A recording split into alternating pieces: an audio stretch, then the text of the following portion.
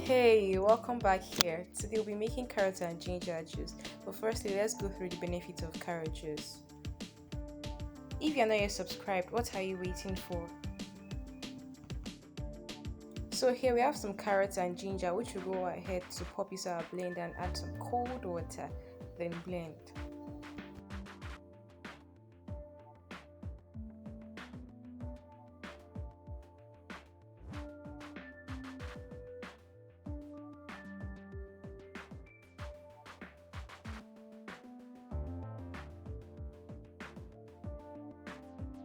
So this is what it looks like after blending. You can go ahead to sieve it or just have it like that. Here's our carrot juice. Thank you so much for watching. Don't forget to like, comment, share and subscribe. See you in the next one. Bye.